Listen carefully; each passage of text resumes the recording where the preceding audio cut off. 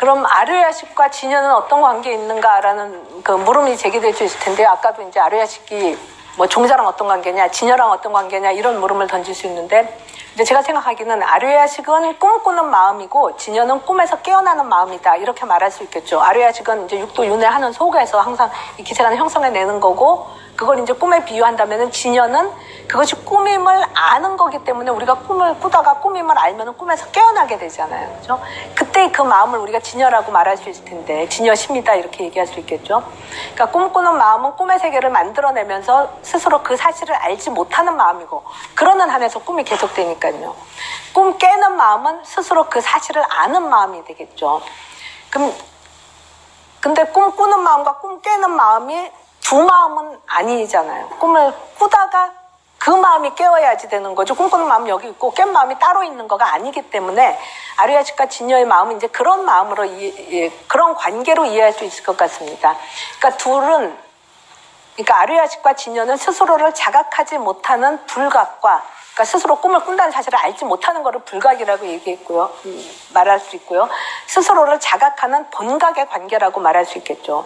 꿈꾸는 아류야식은 생멸하는 세계를 만들어내는 생멸하는 마음이고, 그러니까 중생심이라고 말할 수 있고, 꿈 깨는 진여는 꿈을 벗어난 불생불멸의 마음이라고 말할 수 있고, 이 둘의 관계는 그러니까 생멸과 불생불멸, 또 진여심과 중생심과 진여심의 관계도 이제 여기서는 이렇게 구분되는 것 같이 여겨지지만, 그러니까 꿈 꾸고 있고 깨고 있고, 이거는 불각이고 이건 본각이고, 이건 중생심이고 이쪽은 진여심이고, 생멸이고 불생불멸이고 이렇게 구분되는 것 같지만, 그 둘이 결국은 불이다라는 이야기를 이제 유식에서 하고 있다는 거죠. 꿈꾸는 마음과 꿈 깨는 마음은 두 마음이 아닌 거죠.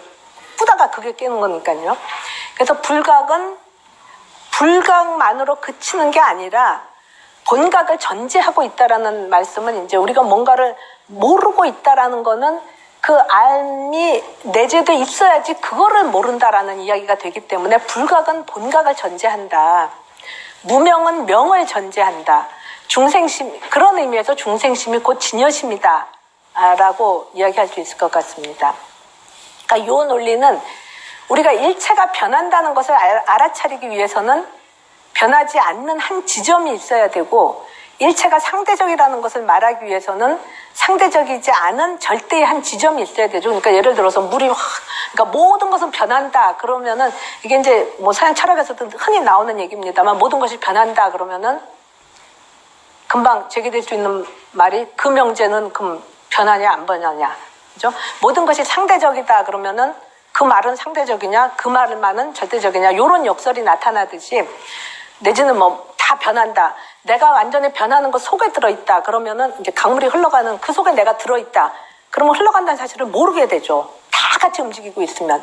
뭔가 다 같이 움직이고 있는 것 바깥에 한 지점이 있어야지 이거가 변화한다라는 걸 알아차릴 수 있는 그 점이 그 지점이 있게 되겠죠.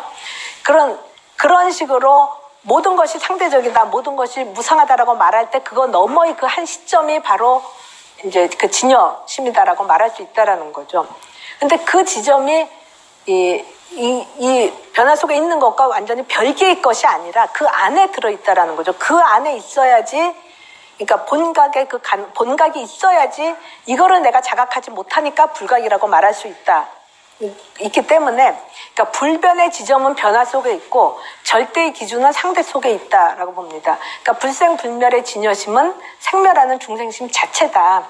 그러니까 불생불멸하는 진여심의 기반을 두고 그것이 이제 시간 안에서 생멸하는 중생심으로 등장하는 거다라는 거죠. 이게 앞에 1강에서 한번 말씀드렸던 건데, 기신론에 나오는 얘기인데, 불생불멸과 생멸이 화합하여 하나도 아니고 다르지도 않으니 이를 아류야식이라고 이름한다라고 말하는 것처럼, 아류야식이 단지 생멸하는 그냥 중생심만을 칭하는 것이 아니라 그 안에 들어있는 그 기준이 되는 불생불멸의 그 진여성을 포함하고 있는 개념으로 우리가 이해할 수 있다라는 거죠.